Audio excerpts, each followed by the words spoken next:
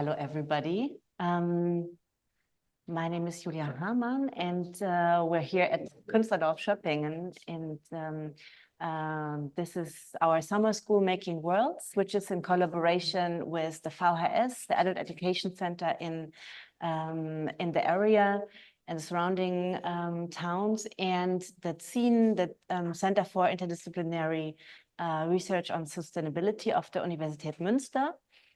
And this week we meet to think around how we learn in relation and through experience, as opposed to informational and formal learning. And I'm very happy to introduce you to Nikolaus Schneider, who has been the director of the current Forum Volkshochschule in Ahaus and the surrounding area since 2009. He studied literature and musicology in Würzburg and Tübingen, and completed his doctorate with a thesis on the acoustic qualities of poetry in the 18th century. He's interested in transformation through education and transformation processes in education. Currently, particularly in the Ahaus Sustainability Round Table project, which we will also talk about later. And also online. Welcome to Lea Spahn, who teaches and researches collaboratively and interdisciplinary with a focus on gender studies, body sociology, and post-phenomenology, cultural education, feminist materialism, and political ecologies. She holds a PhD from Philipps University in Marburg and was a visiting scholar at Spahn University of Technology in 2021. Lea is a part of the German-Czech Agronaut collective, which works at the intersection of aesthetic research and ecological activism. So welcome, Nikolaus, welcome, Lea, and I'm very excited about the conversation and the positions that we're going to exchange, and there will be some time and space to exchange around these ideas in the group later on. Thank you, Nikolaus. Thank you for invitation, Julia, and we have a few chapters made for our little conversation, and our first chapter and our first question is, what is a learning space? Should we show the slices? Ah, yeah, Lea, thank you. You know, we begin with what is a learning space, and we had no opportunity to speak before, Lea. So would you like to start, or should I make the begin as you like it? Yes, go ahead, Nikolaus. Go ahead. You start. Okay. Okay, this beginning is a bit terminology, and I can try to define some concepts, but then we can go ahead. And I would suggest, before we talk about learning spaces, we can consider what learning means. And I will give you two contradictory definitions at first. The first, learning is imitation. From infancy to old age, we imitate our fellow human beings.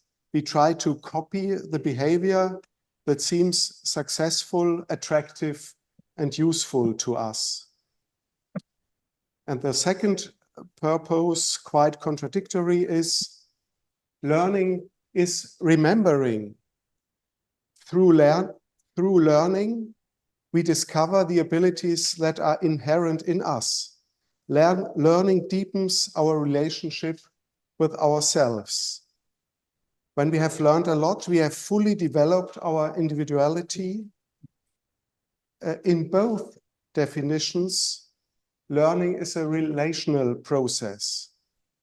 It is in relation to other people whom we imitate, or in relation to ourselves and our genetic makeup.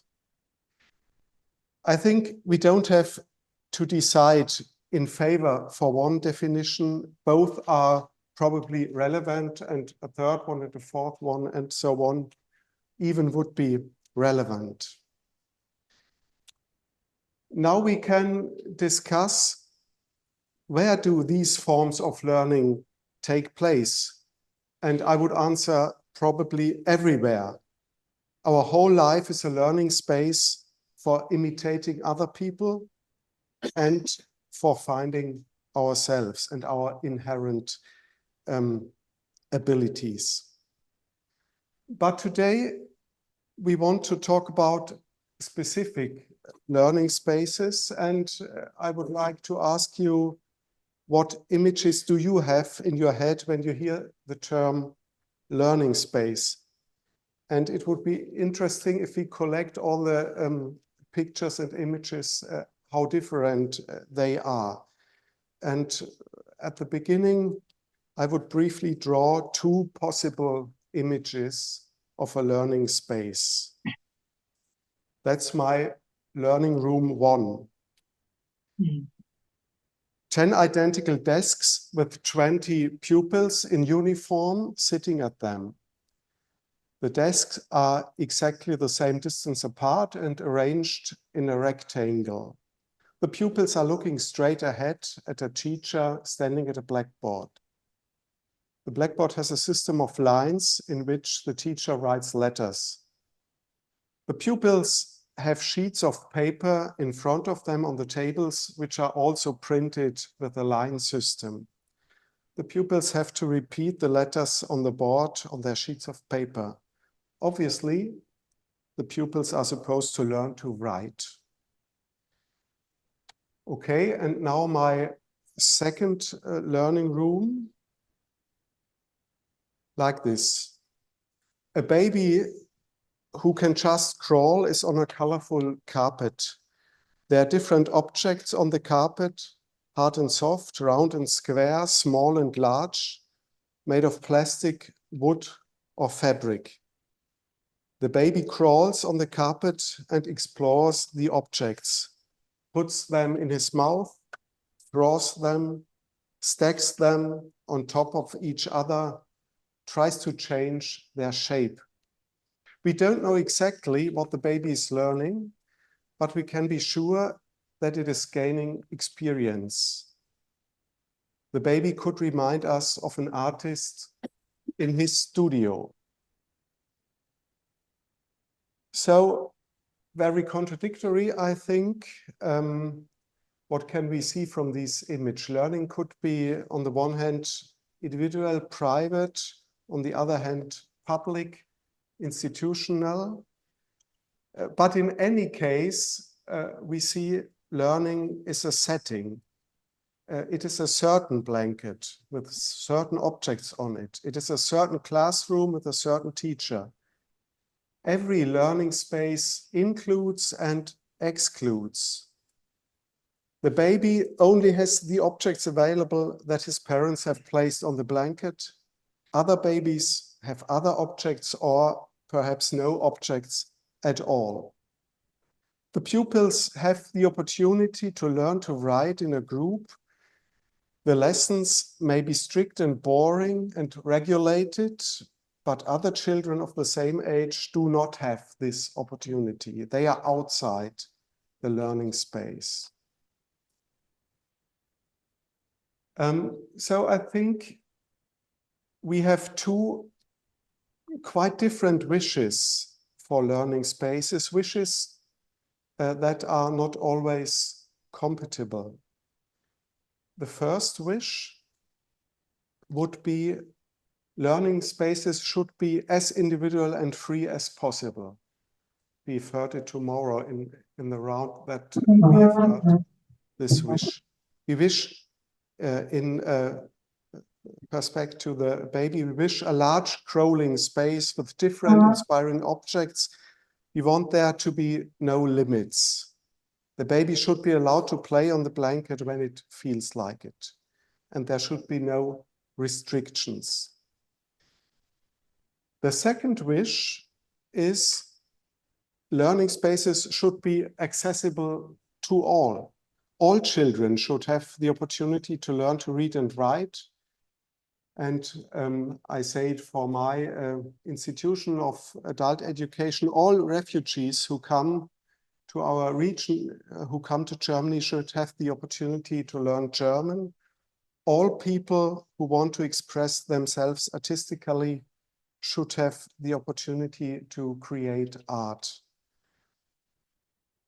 And I would say, in order to the second wish, equal learning for all, if that wish should be fulfilled, we need institutions, we need schools, we need universities, we need adult education centers.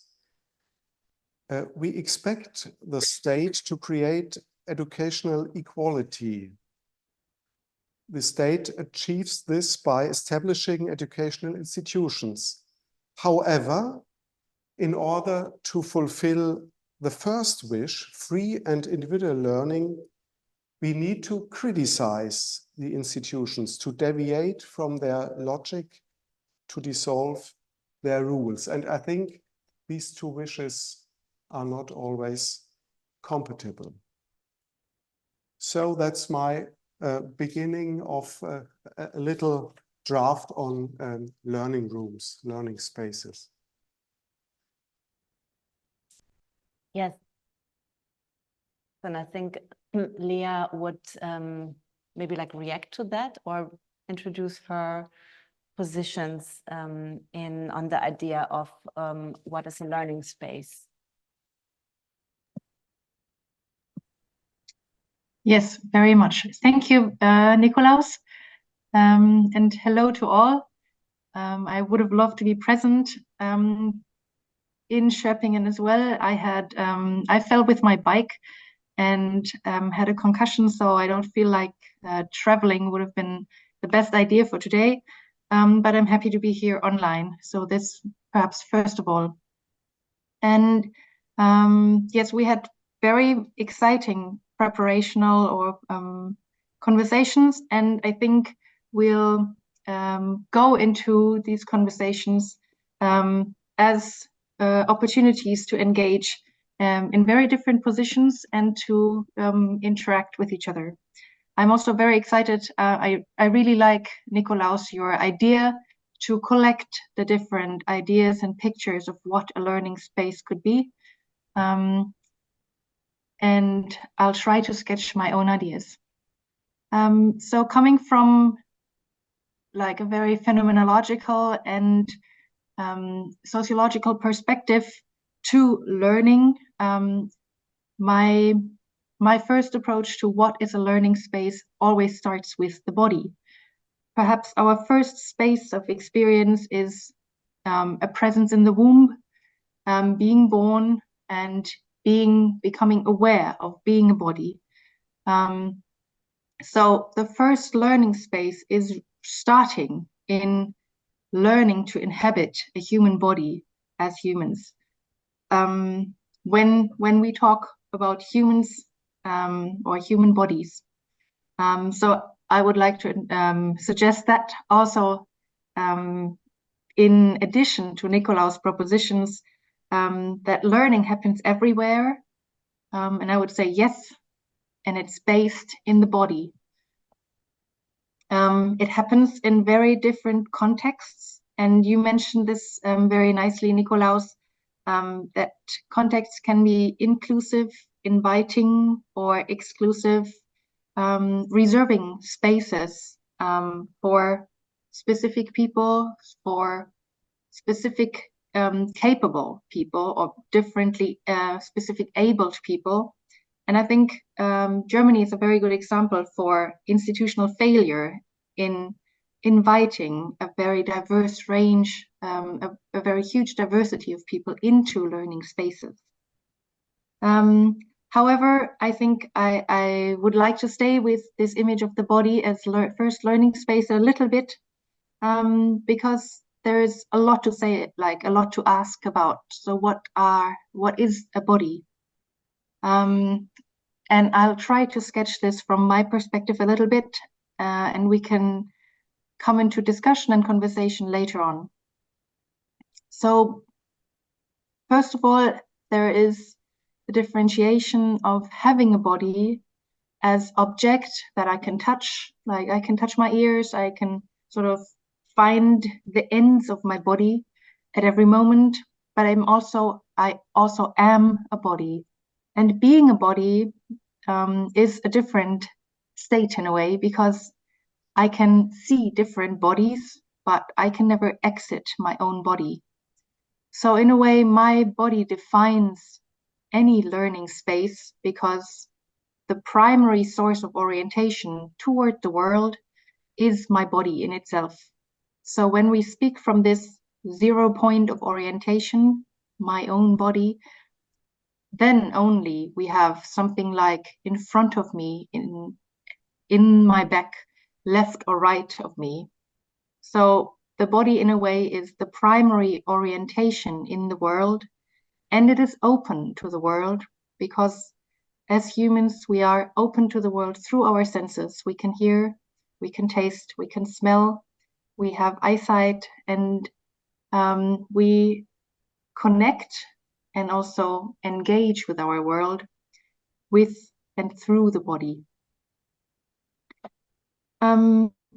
So perhaps this as very foundational aspect, in addition to your points, Nikolaus.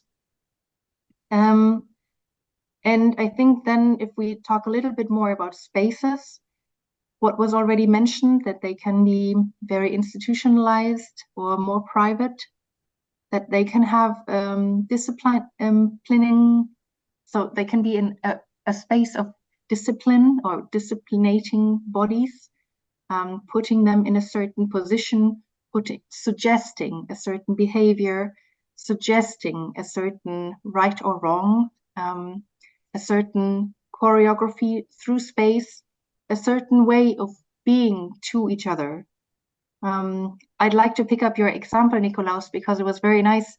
If we look at these desks, if these 20 desks standing next to each other, there is a front and there is a group of learners. If we arrange those differently, if we put them in a circle, or if we remove the tables at all, we create more movement spaces, we create more participation opportunities, and more participation opportunities. So the design of learning spaces in themselves, or their design in itself, is already suggesting a certain behavior, a certain mode of learning in and through the space.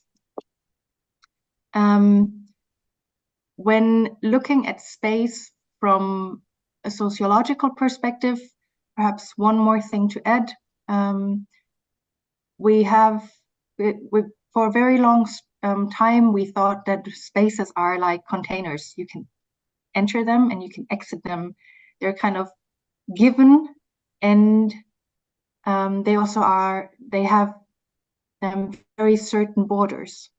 In newer sociological theories, namely by Martina Löw, for instance, she's suggesting that spaces in themselves are relational.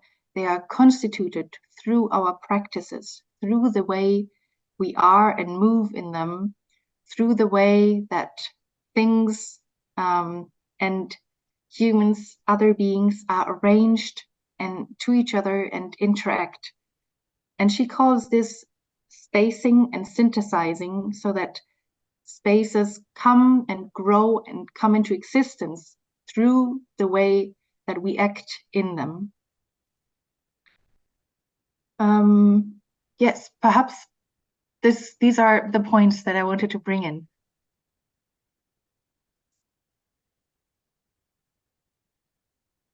In my strictly regulated classroom, so perhaps we can now shift to the auditorium. If you have remarks and comments on what you have heard from Leah and from me, if you have further images of learning spaces, you could add it now.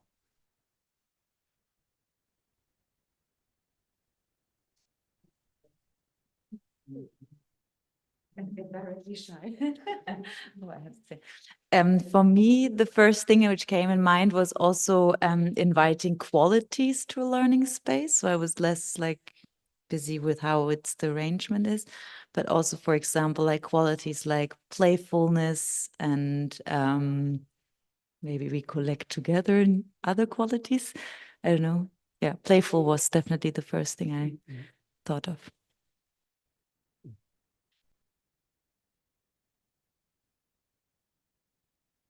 I really responded to this line that you said, learning is remembering. So for me, learning is like, I'm really curious about the temporalities of learning, right? The intergenerational knowledge that we try to preserve, or how do we practice learning as a way of rescuing memory, right? But also that means that how are we projecting futurity as a way of learning, right? How are we envisioning or practicing a temporality into the future as a way of learning? And so for me, it really resonated of learning as a form of measuring time also. Yeah, thank you.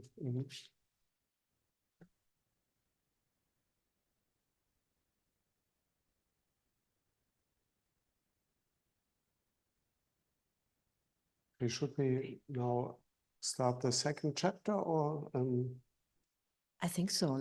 We continue with the second yeah, okay. part.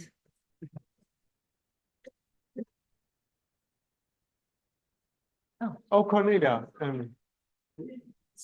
we haven't seen. For me, learning is also experiencing something, to practice it. It's not only to understand it, it's to practice it, to get in relation with the thing you are learning. To make errors, Yeah. to make mistakes. Yeah.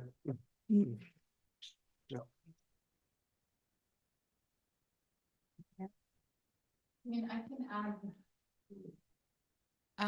I thought this idea of the body as kind of the primary site of learning was really interesting to me, and it made me go back to my early experiences of school, arriving in the US from Sudan, and we, the first few months we were in a suburban school, very kind of white suburban neighborhood, and being like a Black child in a white school, and that sense of being out of place as like an alien or something. So this thing of, I guess it's connected to thinking about also race, but this feeling of like the body and whether it belongs in a learning space or not. And so that I think, and it can obviously manifest in all kinds of ways in terms of thinking about, able-bodism, and other kind of dimensions. But I thought that was also like a really important point to bring up.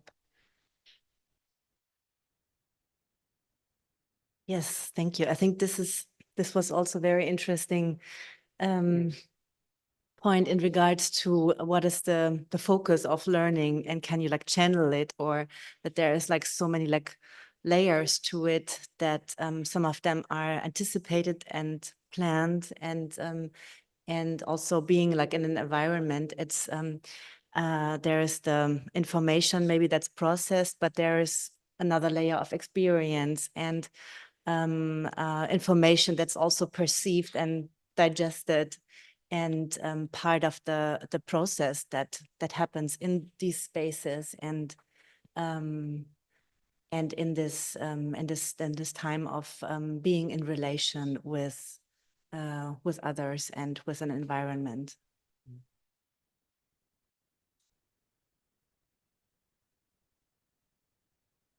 So yeah, we continue to the second slide. Yeah, our second chapter is a very big question. What is knowledge? I think too big for me. Leah, would you like to start now? Our second part.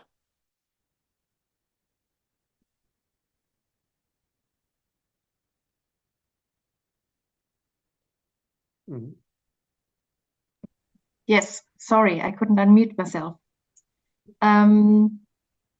So yes, you're seeing the slide. We have the second question, what is learning and what is knowledge or knowing? And I think already in the play of words, there is knowledge that we perceive as canonic, as something we ought to know.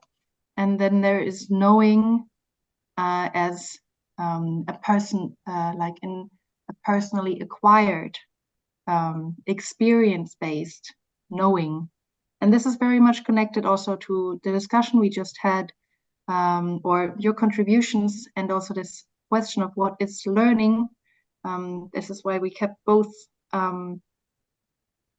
words present and visible. And I think knowledge for me is always situated, and it's always bound to a biography of a person. So perhaps connected to the contribution of being a Black child growing up in the US, there is a certain biographical dimension that's always in relation to a societal conditions. Let's say that. So in many ways, knowledge is not there for everyone and not the same for everyone.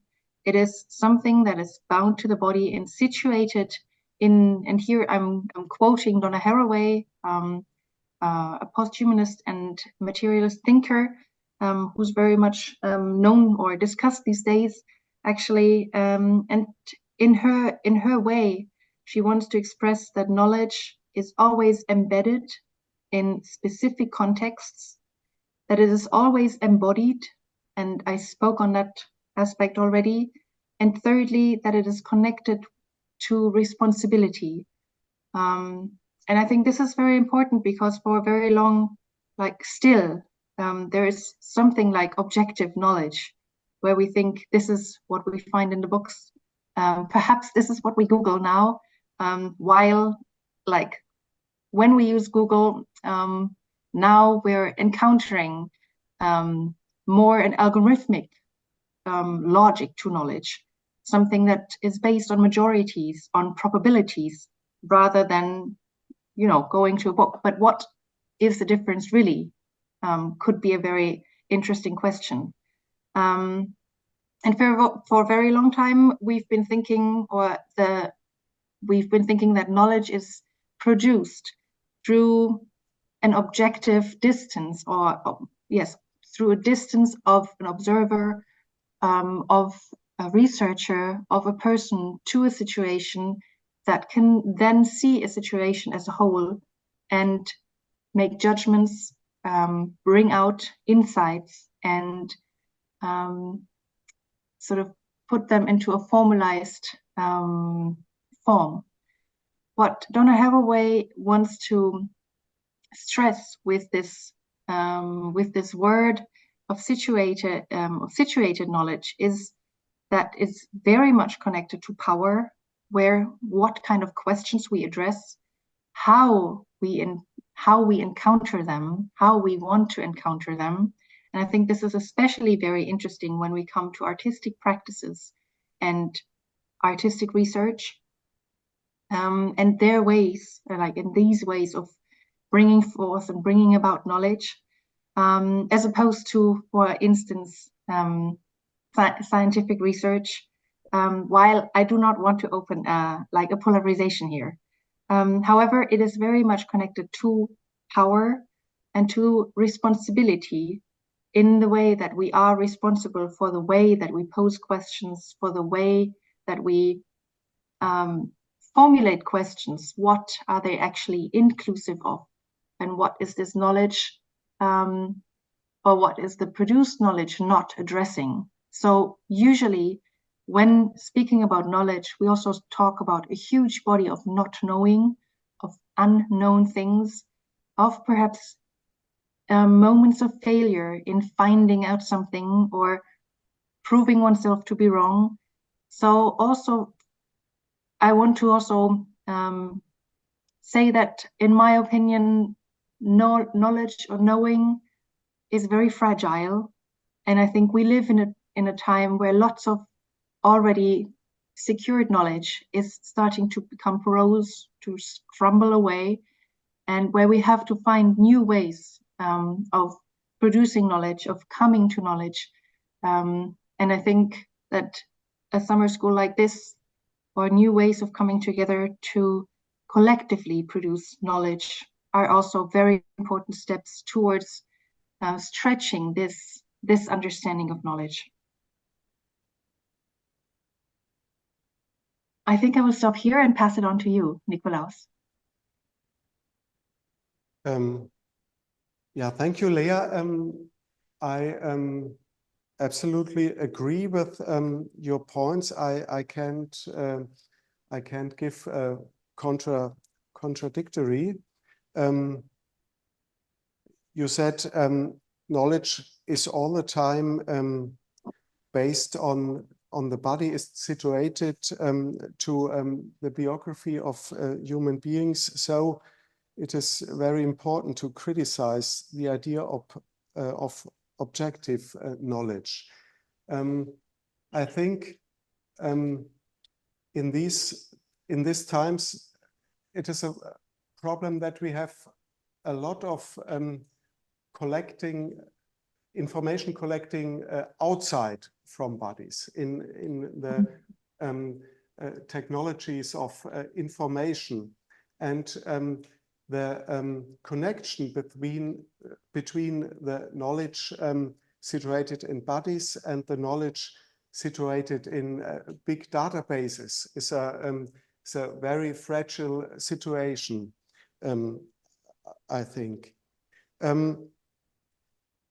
Today in the morning, we often had in the conversation the verb, the noun knowledge, and the verb understand, and I think we use it very often, but we mean different things.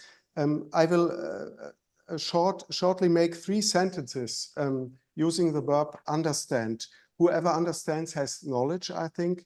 So my sentences are: first, you understand the laws of gravity. Second, you understand how to play the violin. And third, you understand the pain of people in war times. So it is obvious that we use the verb understand and the noun knowledge to describe very different human abilities. Cognitive and rational understanding, the laws of gravity, for example. Also, knowledge can mean a whole bundle of cognitive motoric skills that are required to carry out a complex activity, like playing the violin. At the third example, understanding means empathizing with the person and the circumstances. But even if these examples are different, they have in common what Leah pointed out and highlighted: knowledge is always physically bound. It is a person who has cognitive, motoric, or emotional abilities. Libraries in the past or in the present, even databases, do not have knowledge in this sense. A book or a computer can contain all the information about the laws of gravity, but the book does not understand the laws of gravity. But I think it's my last sentence in this chapter, we have to handle with that tension between our knowledge situated in our biography and body, and the large databases and the large information technology we have to lived in daily life. We have to handle with these masses of data. Thank you, Leah and Nikolaus. Yeah, that was quite interesting to see how you are exchanging around, trying to grasp this really like big idea of what is knowledge And I'm actually quite curious here because we have some writers in the room also about like how you're thinking about, especially this idea of a book doesn't understand knowledge. Maybe someone wants to react to that, or anything else, of course, that has been said. Yeah, it's more a question to both of you. Like, what do you think happens when we go from the singular of knowledge to the plural of knowledges? Mm-hmm.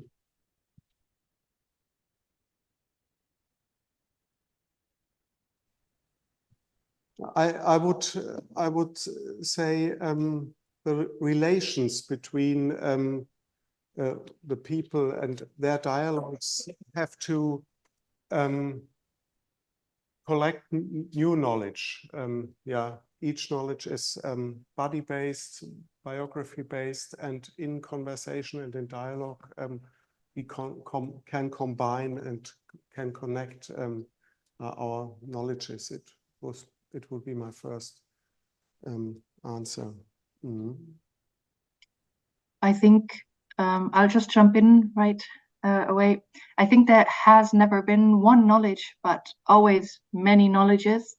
But there always has been power plays and a lot of hegemonic knowledge that's been circulating and that's been acceptable or not acceptable. And I think we live in, I mean, feminist, post-colonial, and other queer feminist, new materialist movements and social movements, artistic practices more and more enter the space to become relevant as knowledges.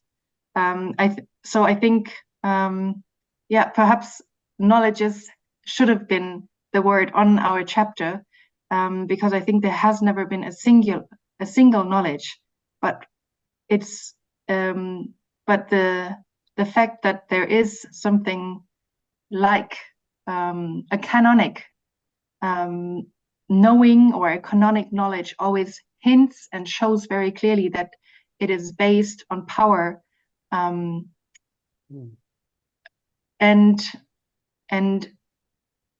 an urge to define world or realities, and also the suppression of other knowledge that inhibits exactly this construction of a world. Thank you. Mm-hmm.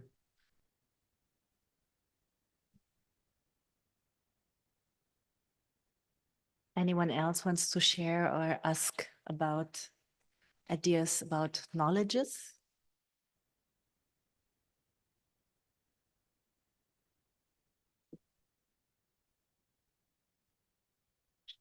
Thank you. Thank you for your thoughts. And we just passed slightly through this topic that with technologies, we are collecting knowledge outside our bodies. Could you develop a little bit more on that thought for me?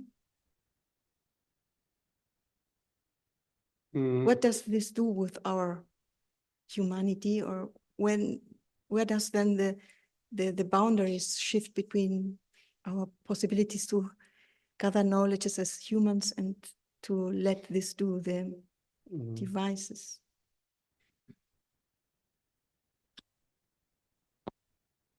I think the databases of informations are much more big and much more complex than in the past, and it becomes more and more complex to handle with it, and it is more and more difficult to know and to recognize the manipulation of information, and to decide yeah, false from right information, and yeah, it's more complex, and the most information we get today is not personally bound, and it comes yeah, from the ETA, from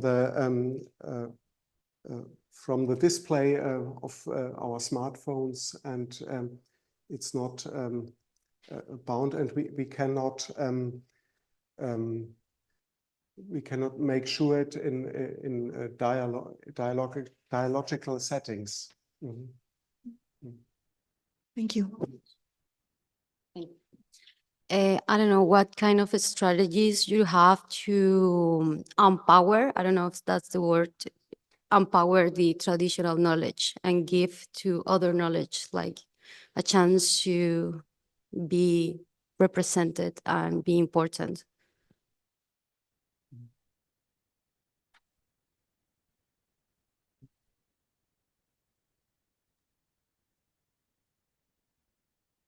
This question was on how to make this How transition. to empower. Mm-hmm. Mm-hmm. Mm-hmm. Mm-hmm. Mm-hmm. Nikolaus, I can try my thoughts on that. Mm-hmm. Yeah. I had a workshop this weekend that I organized. Sort of not really being able to participate, but it's a woman who's working on transformation through contact improvisation, which is a specific dance form that's very much connected to two bodies interacting while being in contact. Maybe some of you know it. Other ones, the important thing is that two bodies meet, and in the balancing point, the contact point, they start to move, moment to moment, movement to movement.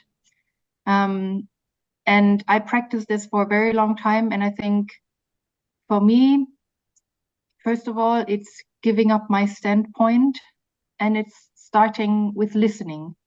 And I think these are two strategies to bring about and to enable others to enter the conversation about knowledges.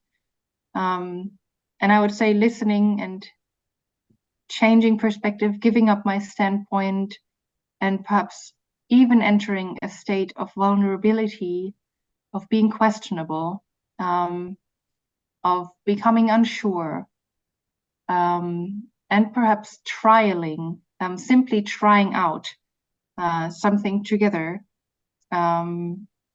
is a starting point to empower others, because I'm not positioning myself as the knower.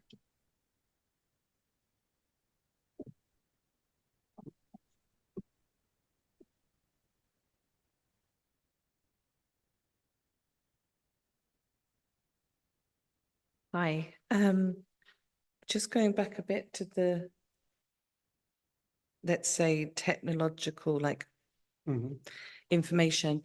I mean, I know it's like an obvious question, but I think a lot about, just because I'm teaching like younger and younger generations and I'm getting older, and seeing since COVID, like a difference in kind of pedagogy and like how things are talked about in like group settings, and like how kind of like a different generation is working, like they're doing things in a different capacity. But I'm wondering if you have any kind of ideas of the impact on this kind of way that we're getting information, in terms of like, I sometimes worry like if pedagogy is like at risk, if there's spaces to have conversations in real life, like to understand each other more in our positions or our lived experiences, blah, blah, blah. And if there's a kind of, is there a kind of like an idea of how you see like a future generation with this type of information becoming more and more extreme, if you like, or just it's already at a point where it's so easy to get any information? Like, why do you need to sort of sit and have conversation? Do you think that that's a problem? I hope that nowadays younger people will find their own strategies to handle with that new situation. I don't think that we elder people can find the suited pedagogical concepts because the development is too fast. Every day a new tool in artificial intelligence. We are not fast enough to develop pedagogical concepts who are necessary and helpful in that situation. I think the following generations have to find it out by trial and error. And but I think even in the future, the very basic concepts of direct dialogue, learning forms involving the body, involving the ability of your hand, your fingers would be very important now and next generations also.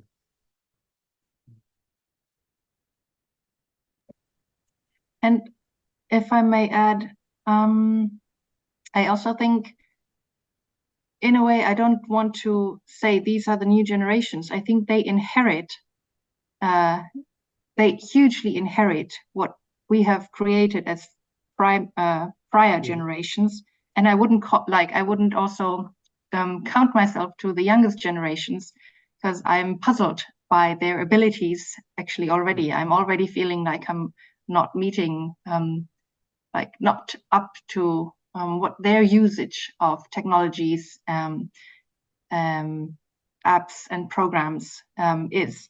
But I think, like here, I think it's also important to connect it to a capitalist logic of striving for more, and that they are inheriting this as a global hunger, a global phenomenon that's ruling the way that we perceive and value and like put value to things. And I think it's a huge task for any pedagogical or any educator, any pedagogical institution to question what is my capability, like what is my, like why am I still existing? What is my perspective on learning spaces and on creating moments of learning together?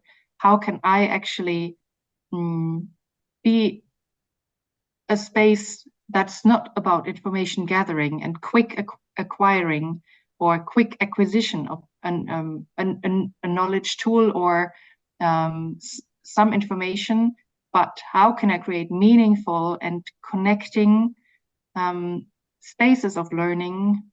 Because I think we also, especially after COVID, we have lots of social fears, we have lots of loneliness and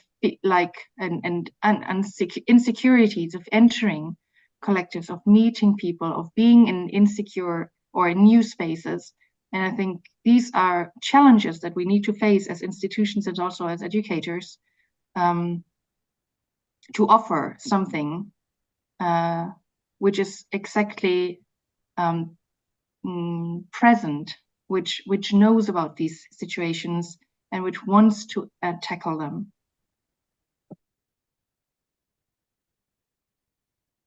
Thank you, Lea and Nikolaus and Polly. Federico, can I go back to what you've said before? Because I was just wondering if you were talking about the temporality of learning, if you were also referring to this like intergenerational passing of information, of knowledge, and also how to interact with the information and the spaces that we move through.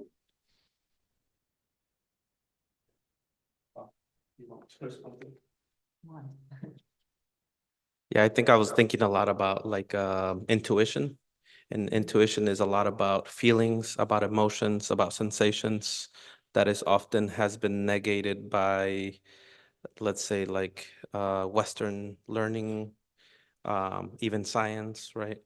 And for artists, for us, it's super important to practice the memory or the intuition of the inner self, or this intergenerational memory too, right? And what does that look like?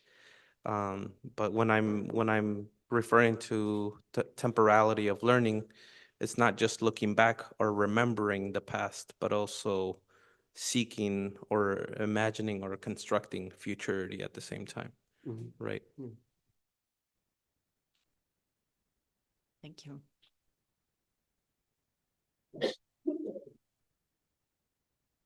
Yeah, and maybe to add to that, in terms of my own perspective as a creative writer, who I have kind of this academic experience. So I kind of came through this academic knowledge background and then switched to creative writing. And I think part of the reason that I felt that need to make that switch was partly about this trying to access a kind of knowledge that, as Federico is kind of mentioning, that's more kind of emotional and intuitive.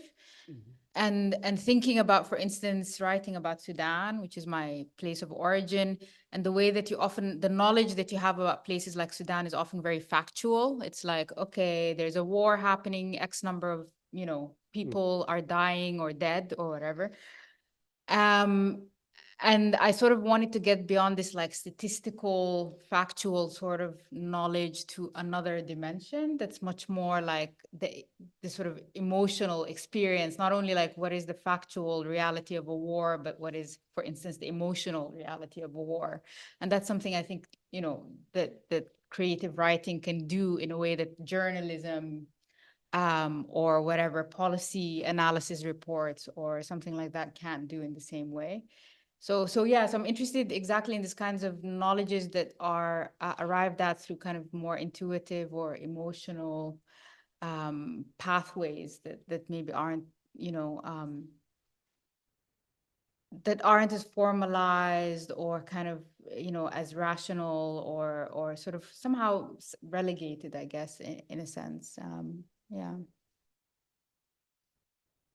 Yes, thank you. I think this was also a little bit the idea that I had in mind when I was wondering if a book could maybe understand.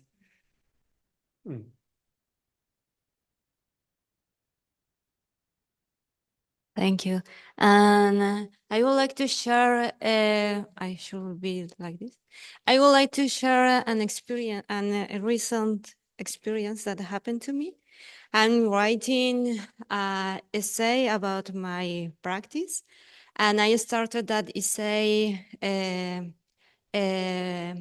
like remembering many books that I read in the past. But after a while, I realized, I'm talking with other friends, I realized that my practice is not based only on the books or only in the ideas of other authors. It's also based on my life experience.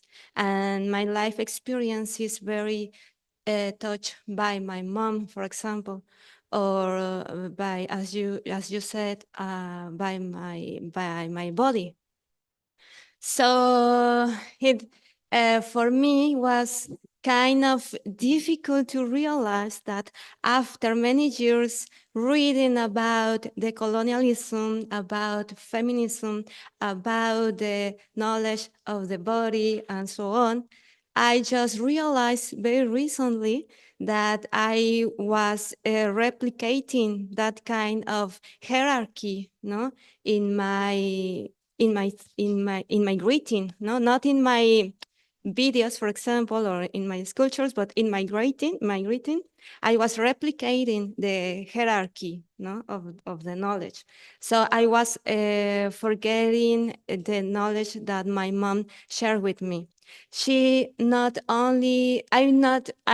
not only from her how to embroider, or not only how to hug each other. I realized that I also learned from her the history of Mexico, for example, no?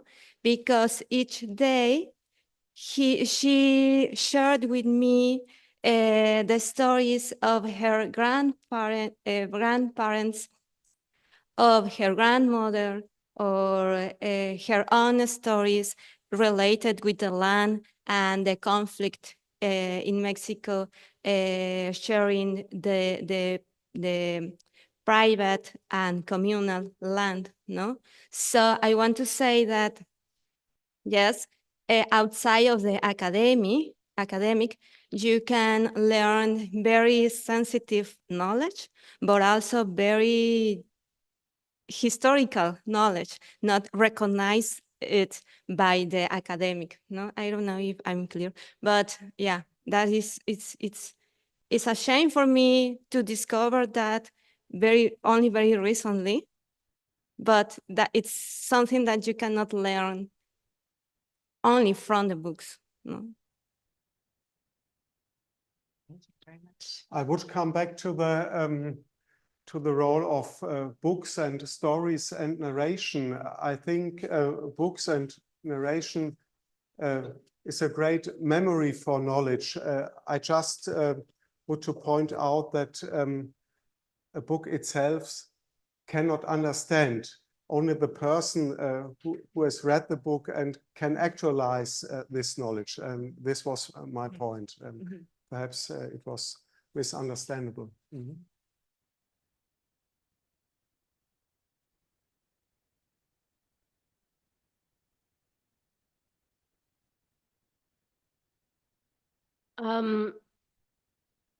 From the beginning, you shared when you were talking about the body as a space for learning, you just said something that I just keep thinking, and you were saying that it's kind of the first, or like we're born and the human body becomes this vessel somehow, that is the space where we can learn how to be humans. And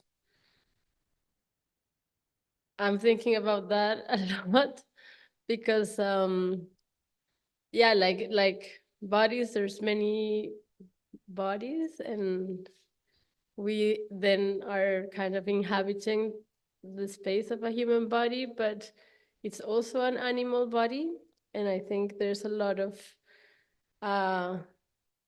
yeah, there's a big kind of a big spectrum of what we could call knowledge in understanding our body, not only as a human body, but as a living organism that shares many ways of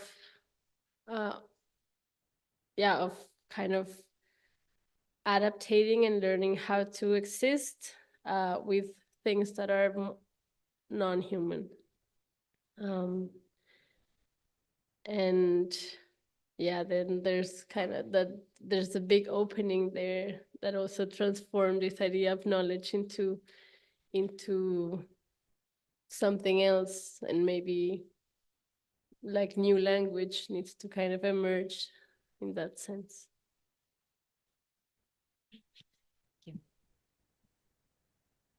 Yes, thank you.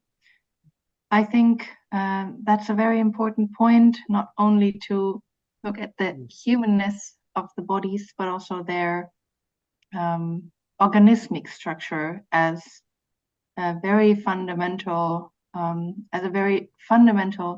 dependence on care, on very existential experiences like hunger, like being emotionally involved, like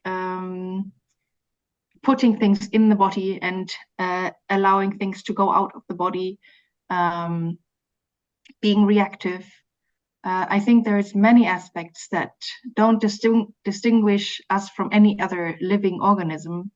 And I think these connections, like in the past years, we are able to actually name these interspecies connections, the more than human interrelations. And I think it's a huge step to decentralize human experience, human knowing, and allow it to be to become part of something.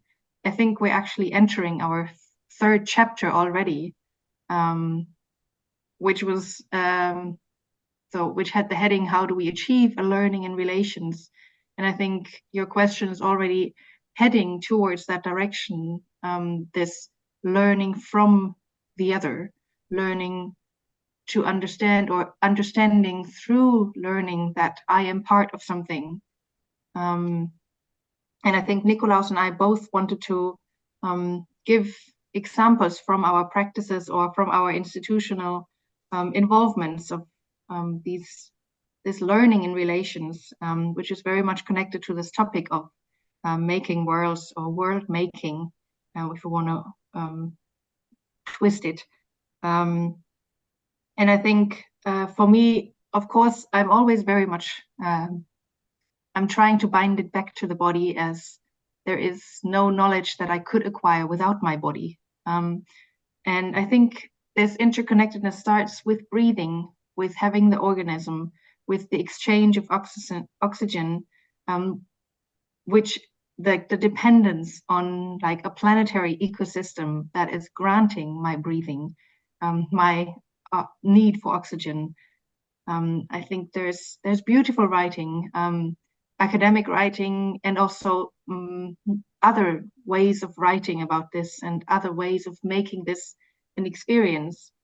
And actually, I think this is also very much connected to this question of how do we come to knowledge, or how do we bring about knowledges, when we realize that it is always a collective process that's not restricted to being human, and that we are just on this threshold of learning how to articulate that we have these interdependencies, that we are hugely vulnerable as human bodies, that we're part of a very destructive force of being on this earth body, but also that we have the capability to become sensitive to our surroundings, to our being of this world, or being with the world.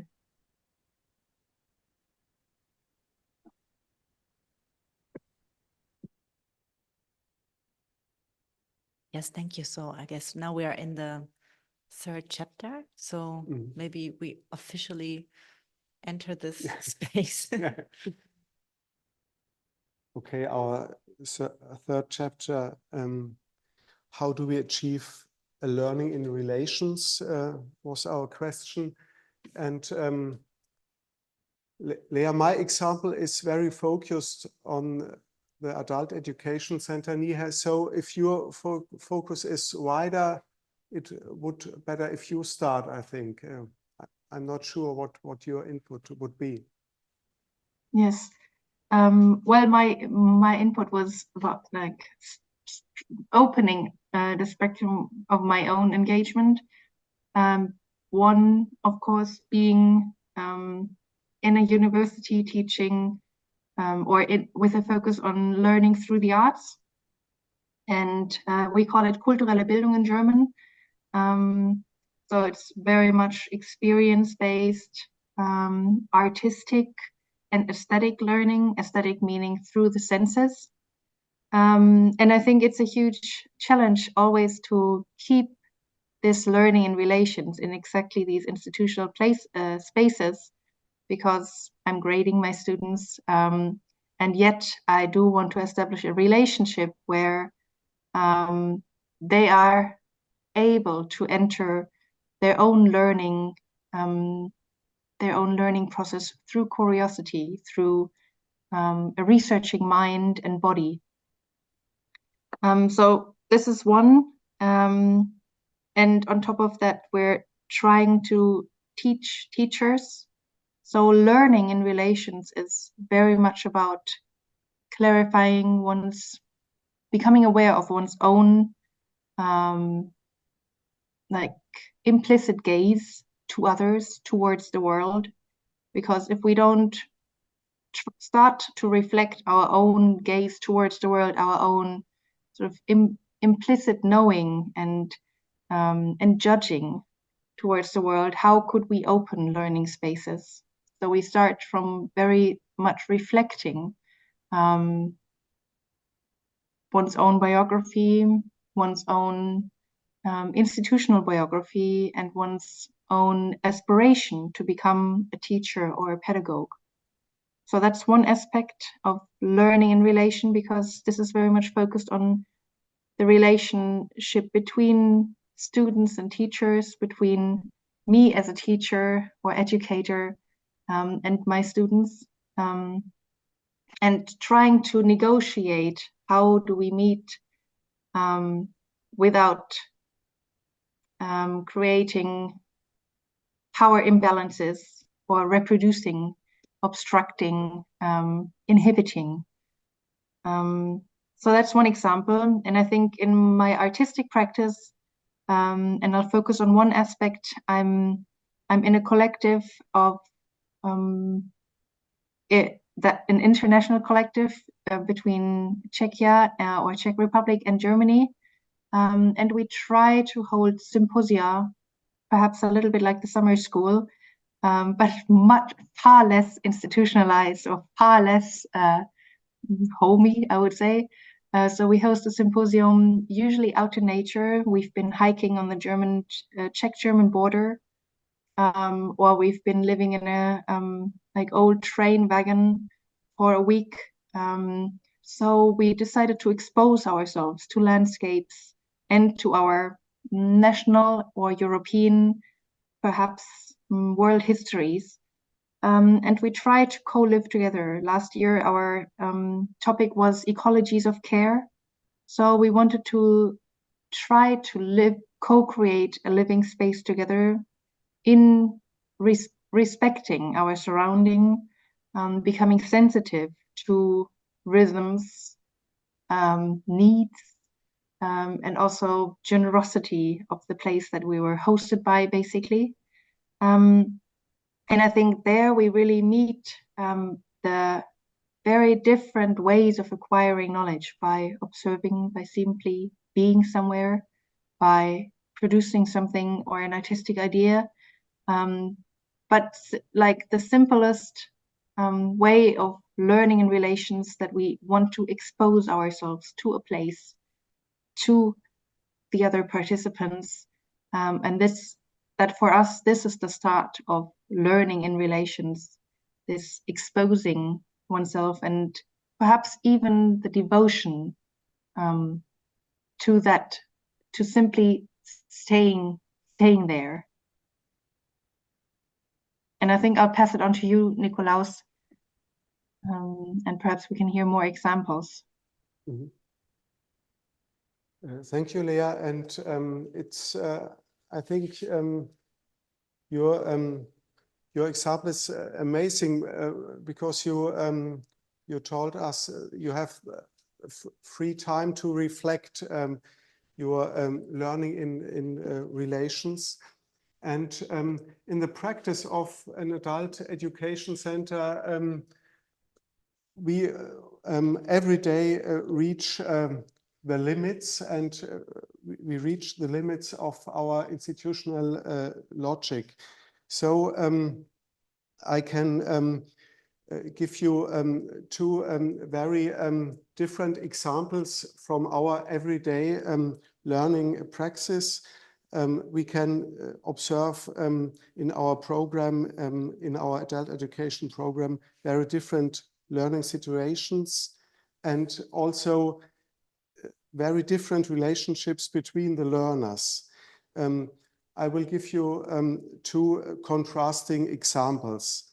And the first example is the so-called integration course, a course for people from different nations to learn German.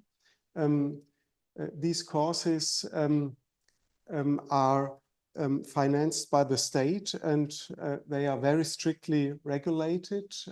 They are taught all around Germany since the law of immigration in 2005. An integration course comprises 700 lessons, which are divided into 7 modules. Each module specifies what needs to be learned. the course concludes with 2 examinations, and the result of the exams is very important for the participants if they want to become German citizens. So this type of course is highly regulated, and there's a clear division of roles between the lecturer and the students. The lecturer is the authority on the German language and decides on correct or incorrect language use. The relationship is hierarchical.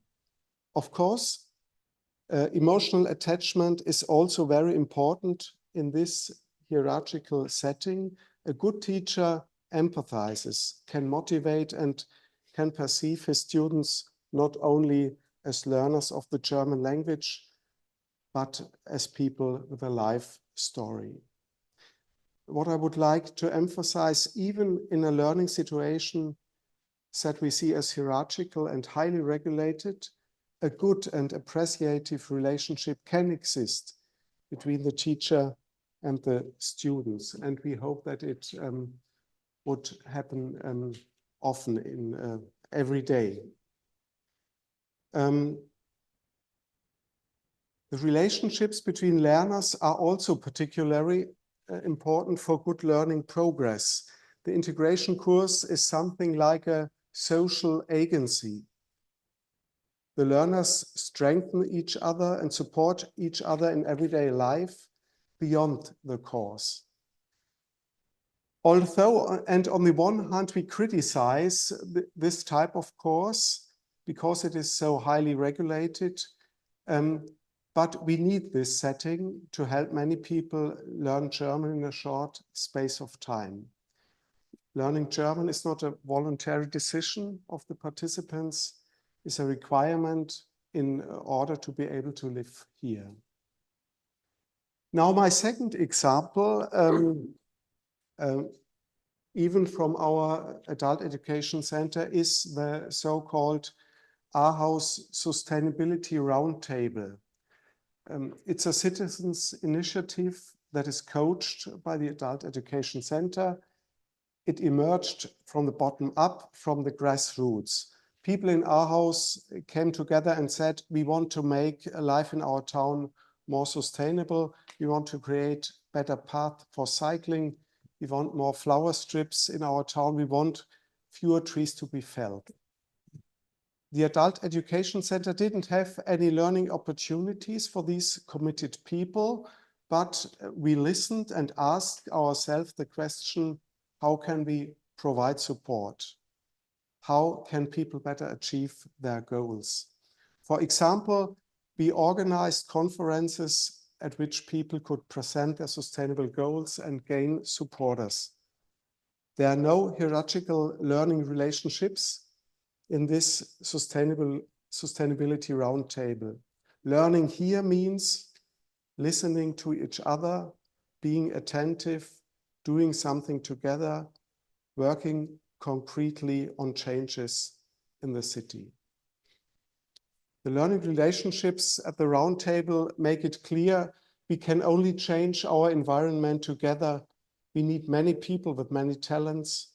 Everyone could contribute to a good life for the next generation. This setting is quite nearer to Leah's example and Leah's contribution. The learning relationships at the Sustainability Roundtable are chosen voluntarily. They develop in an open process. The learning relationships in the integration course are much more regulated and organized by the Adult Education Center. And I would conclude we need both types of learning relationships. We often have to follow the strict logic of state requirements, but we also have the opportunity to keep free learning spaces open. That's our everyday work and practice. Thank you. Yes, well, I think this is very nice. It's not really like far from a conclusion, I guess. but it's opening really like a lot of questions, which is quite nice. And I've just like made some notes and think coming from the idea of that there is knowledges that at least a lot of knowledges are collective. So maybe like something that we agree on, but then also the question is who is included in this like collective process? Is it like an interhuman knowledge, or is it like a more than human knowledge? And I'm also really fascinated by the idea of the VHS, the Adult Education Center, because as there's like so many formal places and institutions, and VHS I think is one of them, and which also describes the idea in its mission of a lifelong learning, which also implies, of course, that learning never stops, basically, is a bit contradictory to the idea that Plato described and that you also mentioned in the beginning, that learning is in the end inherent to ourselves, and like there's like this point where we have fully developed our individuality, so that it kind of like continues, and like the more relations we build throughout a lifetime and the more interactions, the more like the learning process continues. And of course also the question of, again, who do we relate to, and what knowledges do we relate to? Just some ideas here, but maybe you also want to share something.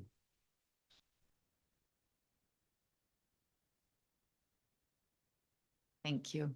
I tried to find the link to your question, but when I also think about achieving learning in relation, for me, it also directly comes with the process of healing with each other.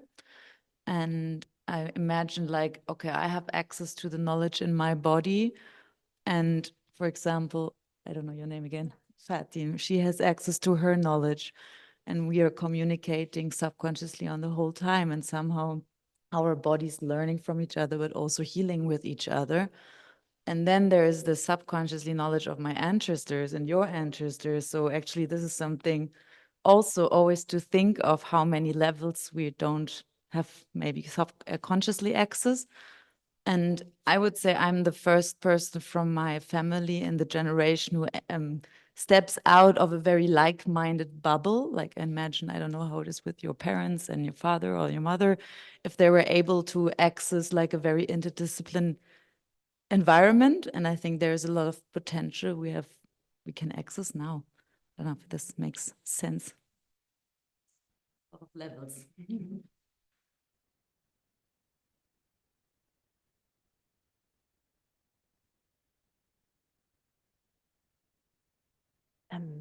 Cornelia, yes, I'm very curious about what you think about the university, maybe, but also anything else.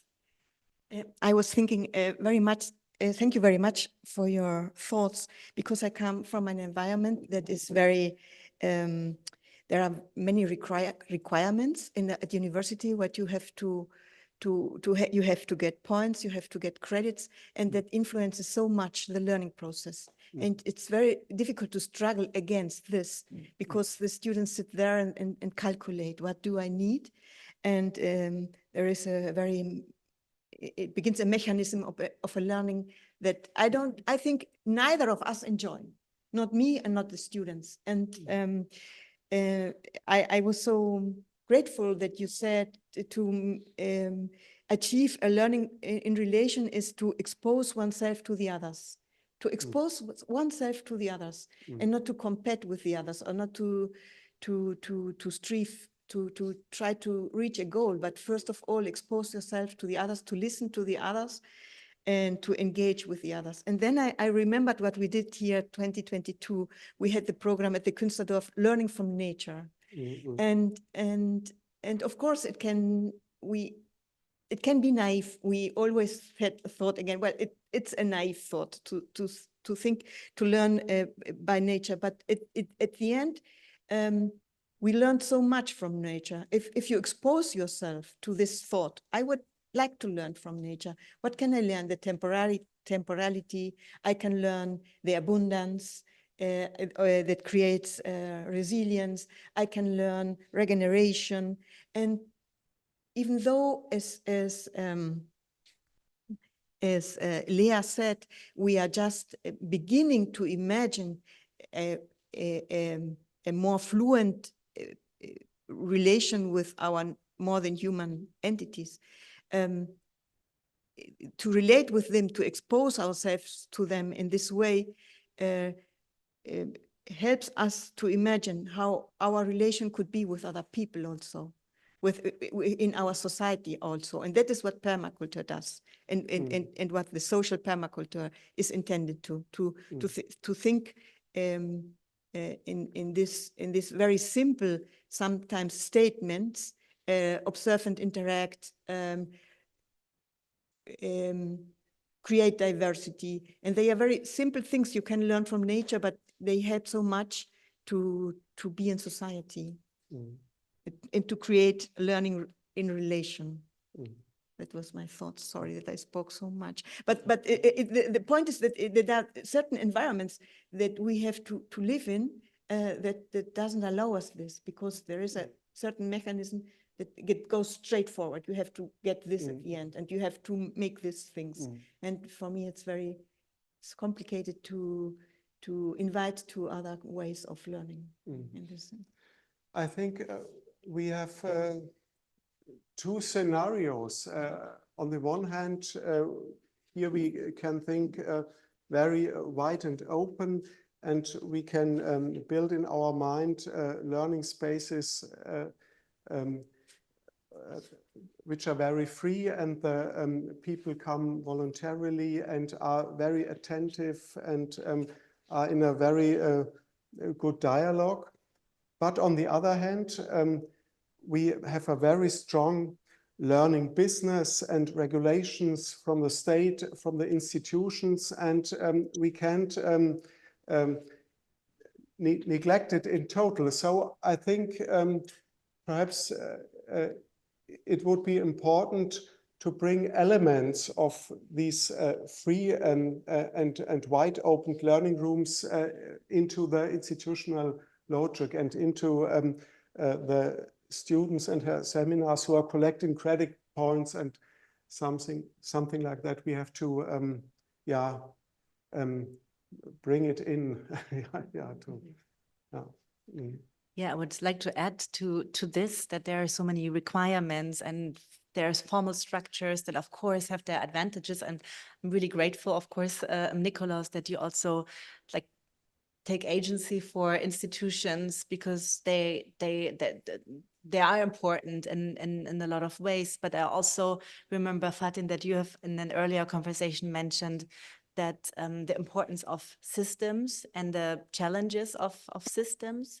And of course, there are also an environment and context and learning, and there can be learning environments, because there can be like a critical and a non-critical navigating within these systems. And thinking, like going back to the idea of, or like the presence of requirements, we could also imagine a new dimension of requirements introduced in systems, or so really like thinking about this idea that like systems might not be like a stable, static thing, as well as requirements can be altered through time.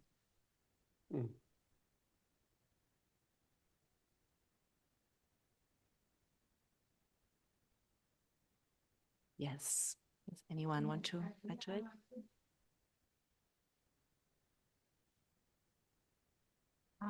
I think just, also to follow up on what you were saying, Cornelia, because I'm thinking about teaching creative writing at the university, which I do.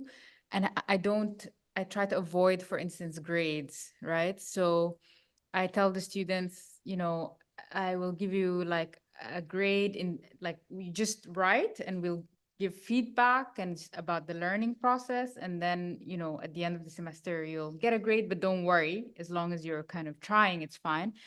And they completely freak out, you know, like they have to have this thing of like measurement.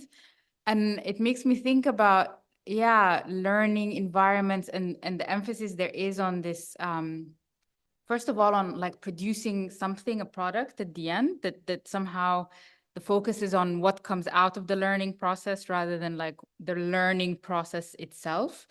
And I think when we're teaching something like creative writing is very interesting because the trajectory is not linear. Like you don't progress, you know, in a linear way to some point. It's sort of two steps, you know, one step forward, two steps back.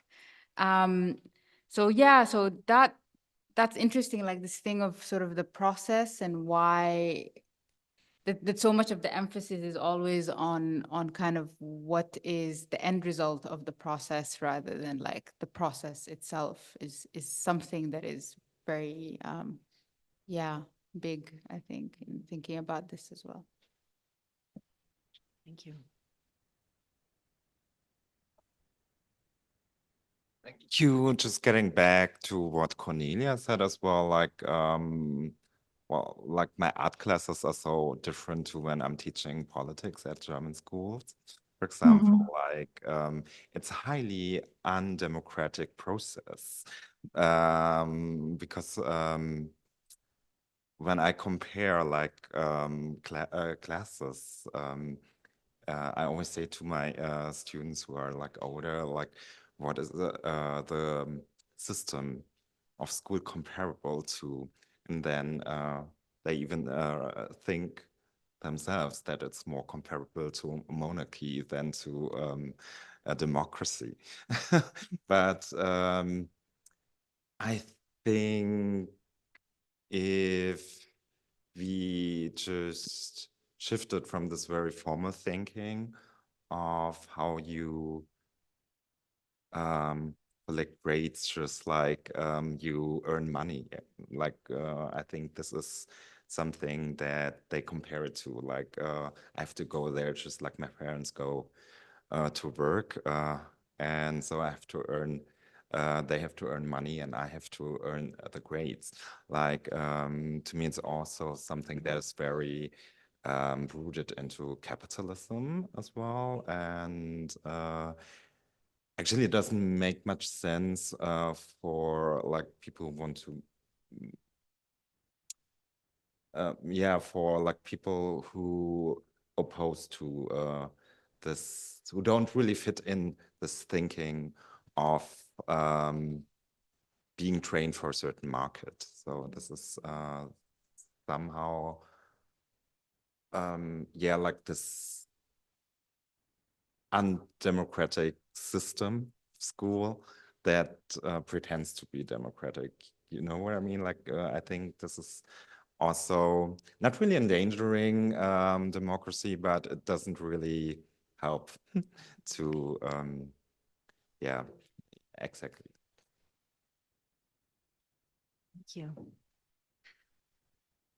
Yes, well, I'm thinking if we kind of like conclude soonish, or unless, yeah, anyone wants to add something, Leah, Nikolaus, maybe. I'm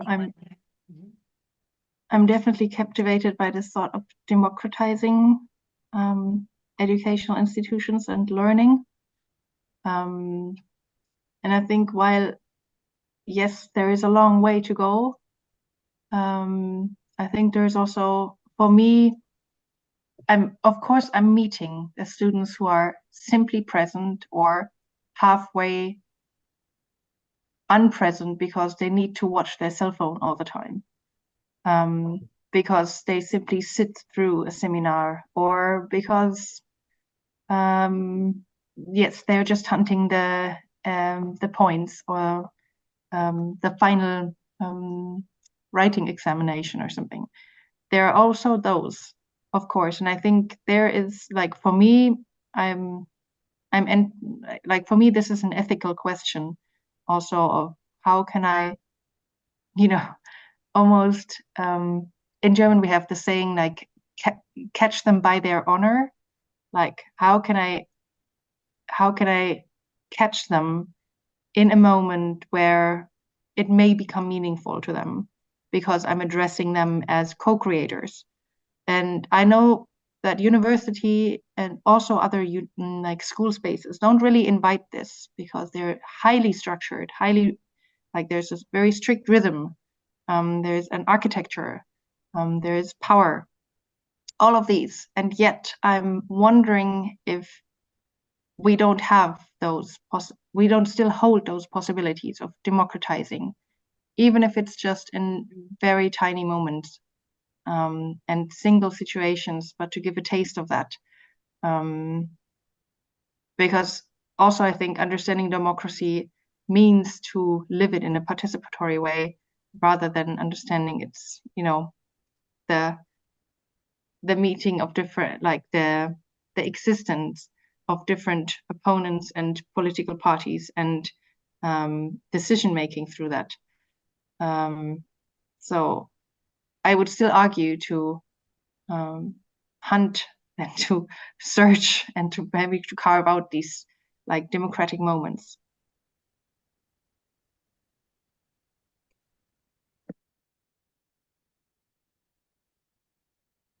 Thank you.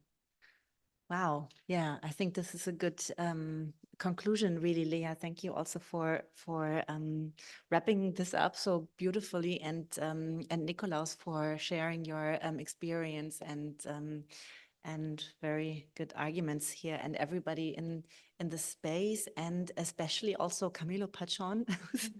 I forgot to mention. This, bit invisible but super present behind the camera, and also a co-curator of the project. So thank you very much, Camilo.